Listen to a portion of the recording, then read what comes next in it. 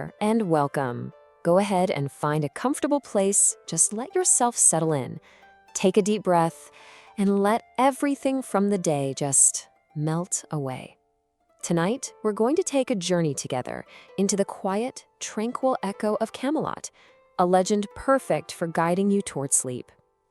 A place where magic still breathes among the ancient stones, and where heroes, well, they're born from the most impossible of circumstances. We're stepping into the story of King Arthur and his Knights of the Round Table. So just relax and let the myth gently wrap around you. You see, the story goes that Arthur was never supposed to be a king. Not at all. He was raised in secret, far away from all the scheming of the royal court. He was just an ordinary boy, living an ordinary life, with absolutely no idea of the incredible destiny that was waiting just around the corner. And then, one day, fate made its move. Right in the middle of a church courtyard, as all the nobles were arguing over the empty throne, this sword just appeared. It was stuck fast in a huge stone. And one by one, the strongest, the most famous men in the kingdom tried to pull it out. But it wouldn't budge, not even an inch. But then came Arthur. He wasn't trying to be king, he just stumbled upon it, almost by accident. He put his hands on the hilt, and without any effort at all, the sword just slid from the stone. A deep, profound silence fell over the whole crowd, and in that one quiet moment, this unknown boy became the chosen king. Now, as king, Arthur knew something important. He knew that a kingdom couldn't just be built on power and strength. No, it needed something more, an ideal. And that vision, that dream, gave birth to Camelot, and at its very heart, the Round Table. It was such a simple idea, but completely revolutionary for its time. A table with no head, a place where every single knight, whether they were famous heroes or brand new to the court, was an equal among brothers. Think about that. And it was here that the bravest knights in the land gathered, heroes like Lancelot, Gawain, and Percival, and they all swore a sacred oath together. They promised to defend the weak, to protect the peace, and to chase after an ideal that was almost intangible, a true nobility of the spirit. And that ideal was built on three powerful pillars. The first pillar was justice, a simple promise that every single person, no matter their status, would be treated fairly.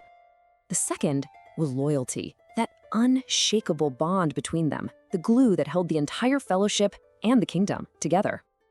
And the third pillar, well, that was equality. This really radical idea that every voice mattered. And for a brief, shining moment in time, it created a perfect harmony, a real peace. But no light can shine forever without facing a shadow. And for these knights, that challenge came in the form of their most sacred and their most dangerous adventure, the search for the Holy Grail. So many knights left on this quest, but very few returned. Because the challenges they faced, they weren't about fighting monsters or climbing mountains. No, they were trials of the soul. The Grail, you see, it was more than just a cup. It was like a mirror, forcing each knight to look deep inside and face their own hidden doubts, their fears, everything they kept locked away. The path to the Grail was a journey inward. To find it, they first had to find themselves. They had to acknowledge their flaws, their imperfections, and accept who they truly were. And in the end, only one succeeded, Galahad, the knight whose heart was the most pure. And when he found it, well, he ascended beyond our world, leaving Camelot in this quiet, almost somber stillness, a silence that hinted that change was on the wind. Because the end of Camelot didn't come from some invading army or a monster from a dark forest. No, the end came from within. It was born from the tiny hairline cracks in the human heart. The beautiful ideals that built the kingdom, they were tested by something just as powerful, human passion. The forbidden love between Arthur's greatest knight, Lancelot, and his queen, Guinevere, and the bitter, jealous ambition of Arthur's own son, Mordred, these feelings began to pull that perfect fellowship apart at the seams. One betrayal led to another. Mordred saw his chance and made his move for the throne. And soon, the whole kingdom turned on itself. On the misty, tragic battlefields of Camlan, brother fought against brother, and King Arthur, the once and future king, was mortally wounded. But his story doesn't end there. in sadness and tragedy. Oh no! As he lay dying, his last loyal knights carried him away on one final journey toward a place that was more myth than reality. They took him to the mystical island of Avalon, and the legend says that there he doesn't die.